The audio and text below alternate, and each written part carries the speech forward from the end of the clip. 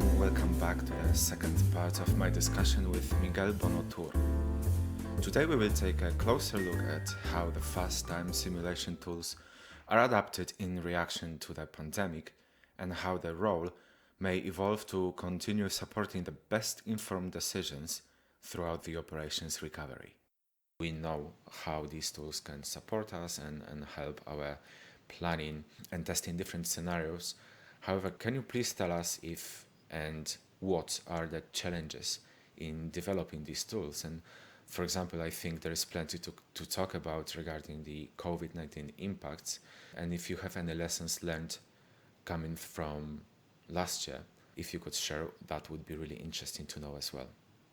Yes, well, these tools are obviously very complex because we're trying to reproduce reality in a computer system, right?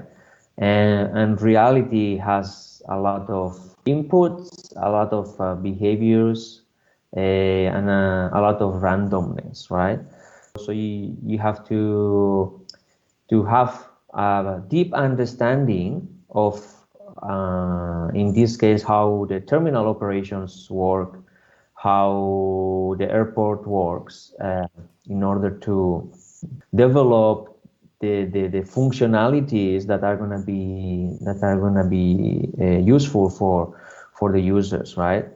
So in this sense, for COVID-19, right, our software was already very, let's say, fit to model the new regulations and all the new concept of operations, but obviously there is always room for improvement, right? So what we did is together with our users, right, like IBIA and other users, we gather some sort of requirements and then try to implement them. So we kind of focus on social distancing because it was the main operational change that it was or that the airports were facing, right? How to meet the social distancing, and that will actually affect the way passengers walk. That will affect the capacity of the rooms and the capacity of the different subsystems, right? So we did several improvements to cope with all that situation. Something that you mentioned, like users of the software and how you gather requirements to then have them reflected in the tool.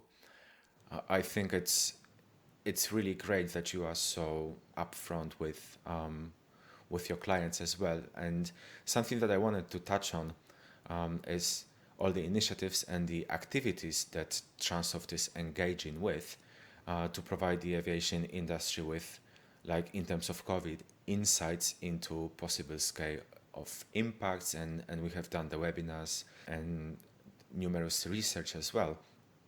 But you also hold the user group meetings, something I think really important. So there is the forum for this sort of feedback and effectively the joint effort to make those tools even more efficient, even better suited for the job.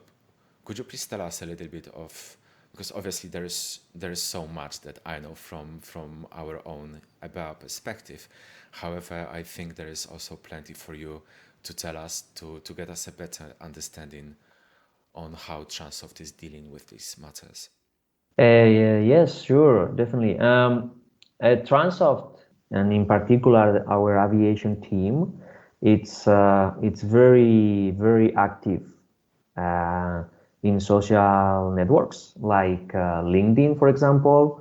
We have an aviation forum in LinkedIn that everybody can join, and then we share different news and different videos, and then people that is in that aviation forum can comment and create some exchange of opinions, right, on the aviation community.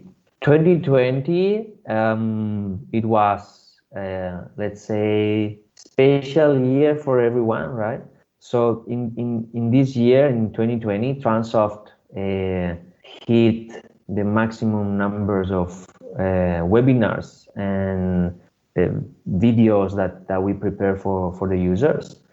So we did many webinars, not only for ArcPort, but we also did webinars for other products like Aviplan, for airfield design, and AirTop for aerospace analysis. And the feedback received from attendees was very positive. Many of the attendees highlighted that they actually used concepts we explain in those webinars and apply them in their current operations, right?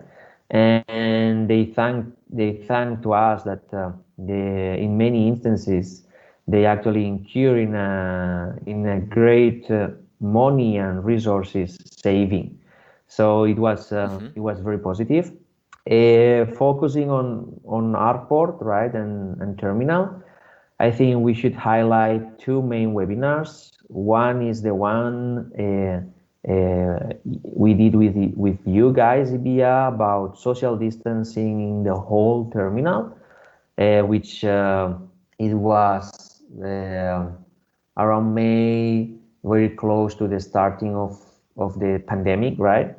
Where things were still a little bit uncertain, but we managed to show the people how they should operate their airport, right, during these difficult times. And then the other one that it's very worth mentioning, I think, is the one that ACI, EB, and Transoft did with about social distancing, but focused on security operations, because I think security, it's actually, or has been actually, one of the main concerns. Like it's the area for which we receive most of the questions on how to simulate that. So I think these two webinars are worth highlighting. And yeah, just stay tuned for 2021, because we're gonna continue to do more webinars. We're gonna continue to be very active in the aviation forum, so that people can actually interact with us. You also mentioned about user groups, right? Correct. Yeah, so I mean, the user group is basically a way to bring all our users together. I mean, the idea behind this user groups meeting is to create synergies in the industry, right, between different airports department, right? It is we've realized over the years that terminal departments do not necessarily have good communication with airside departments in the airport, for example, right? So these user groups is a way to bring people from all the airport expertise areas, right, together, and then share information, share experiences, and benefit our airport community. I mean, right now, Transoft over the past years has been acquiring expertise in different parts of the airport. We started with the airfield design with Aviplan. Then it was the terminal and the landside operations with AirPort, and it continued with the aerospace and the airfield operations with AirTop. So now Transoft has a team of experts from the airspace to the airfield through the terminal. So we can interact with all these departments and make sure we benefit the airport in the whole airport. system.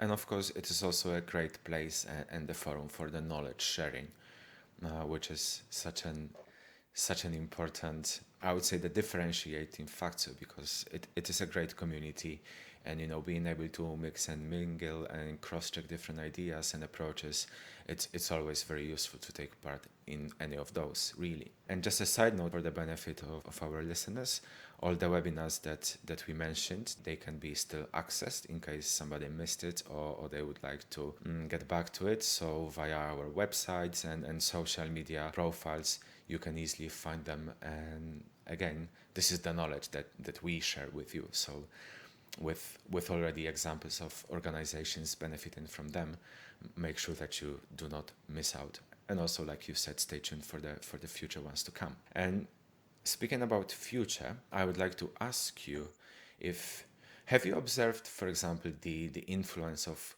COVID-19, whether it helped to strengthen the significance of fast time simulation tools? Or can you already observe any new trends for the years to come, for example? Yes, we observed. I mean, everybody knew about fast time simulation, right? And they knew that it was very useful to plan the operations.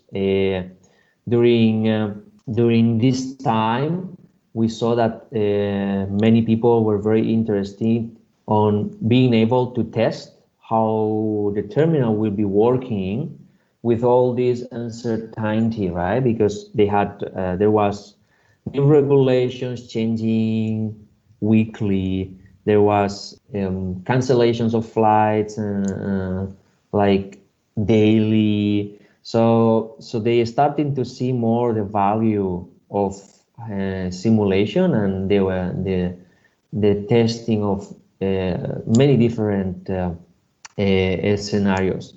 But something that I've seen is that users have changed a bit their point of view on Airport.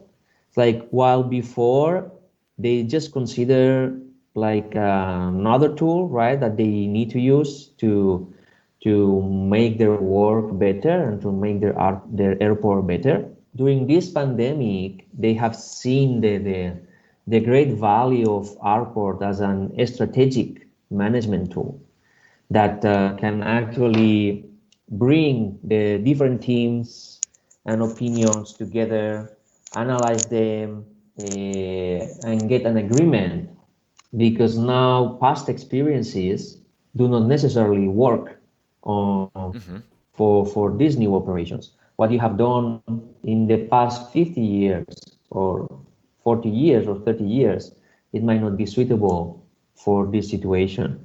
So they have seen now this great value when there is no data, when there is no information, when the experience cannot count as much as it used to count.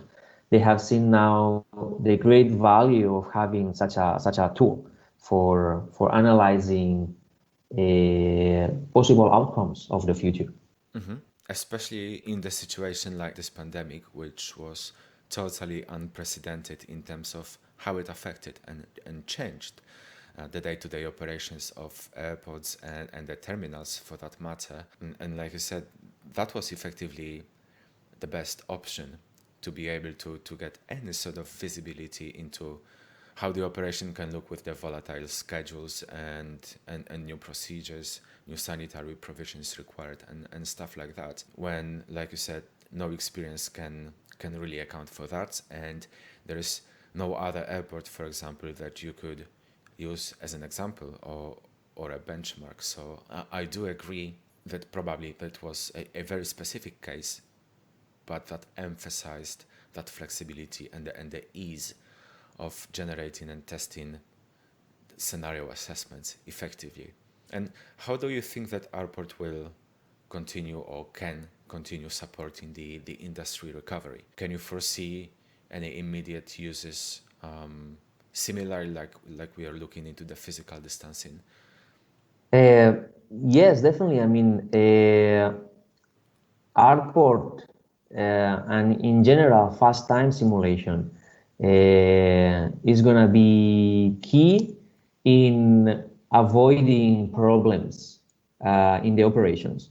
As we mentioned, or as we just mentioned, we don't really know what's going to work, right? So we need to test it. We need to test it first and implement it.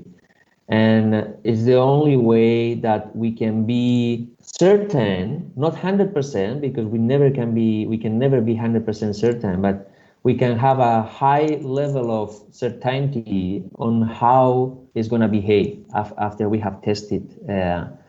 With Arcport, right? So on this thing, I think Arcport is and fast time simulation is going to be key, because we're going to have a complete different way of functioning, right? There are gonna be new measures that have never been before, so we need to test them. The way the passengers are gonna behave are probably gonna be very different from what it was before, right? So now we need to come out with new ways of or new ideas on how they're going to behave and test those behaviors and see how that will impact our operations. And also and this has been going for a while, right? With all this new technology coming into the airport, like automatic backdrops or passport scans or facial recognition and all that, right? That's actually a new way to manage how passengers are going to behave. But we also need to make sure that that's going to work fine, right? So I think it's going to be very important. And then the last point in which I think fast time simulation it's key is that when we want to implement something that we don't have any information, we need to understand the causality, the cause and effect between different parts of the system and different inputs and outputs, right? And only simulation can give you a cause and effect analysis, right? So for all these things, I think fast time simulation and airport in this case is going to be very important for the recovery phase. Thank you very much for sharing your knowledge and experience with us today. Can I also ask you just to summarize or maybe give us the key takeaways from our today's discussions so that we have some nice highlights for our listeners? Well, yes, definitely. I mean, I think the first point should be that we need to make informed decisions. When we take a decision, we need to make sure that we have tested, we have the right tool here and the right technology, fast time simulation, to make these tests. And I think the second point is that we should kind of forget a little bit how we have been doing things in the past and come out with new ideas that can shape the future of the airports, right? And then of course we can test these new ideas with fast time simulation. Again, thank you very much for being with us today. It's been a pleasure. Take care, and I'm sure that we will see each other and work together more in the future. Yeah, thank you for this webinar. It's been a pleasure, and I hope all the listeners will like it. Absolutely. Thank you very much. Thank you. Bye. Thank you all for listening. Take good care of yourselves, and we hope to see you next time.